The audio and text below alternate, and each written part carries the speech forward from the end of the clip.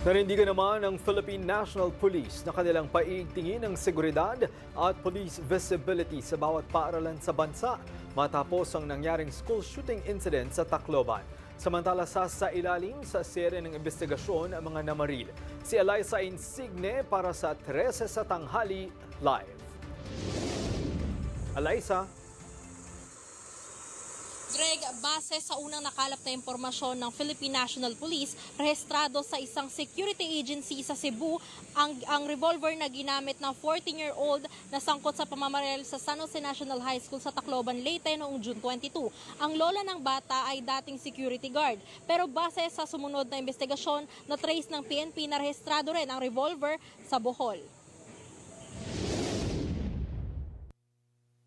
So, revolver, it was traced to the serial number, it was traced to a security agency in Cebu. And according to report, and when they were asked the actual presence and or actual kung nasan yung barrel, it was traced in another province, but not in Tacloban, in Bohol.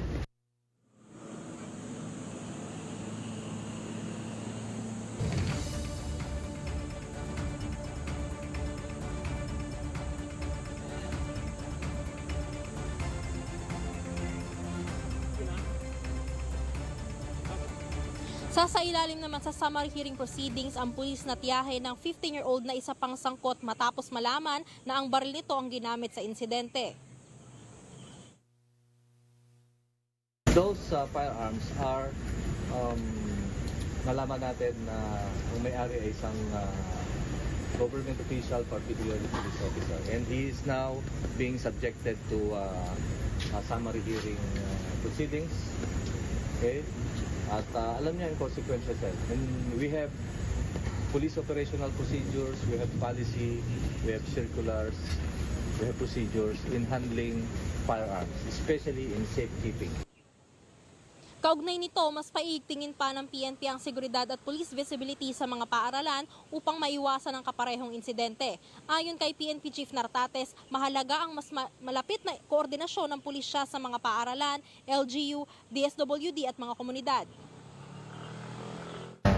We are doing our best such that walang mangyaring ganyan insidente. Of course, we implement and we continuously investigate, and the purpose of investigation is not to find fault, but we need to improve our security operations as well as our coordination with the stakeholders. Who are they? The LGU, the local officials, the DSWD, as well as our schools, at lalong-lalo na ang ating mga kababayan. Greg, nagpaabot na rin ng pakikiramay ang PNP sa pamilya ng mga nasawi. Rekomendasyon nga rin ni PNP Chief na kahit sa simpleng flag raising lang sana ay makiisa ang mga kapulisan sa mga eskwelahan para kahit papano ay magkaroon ng police visibility. Greg?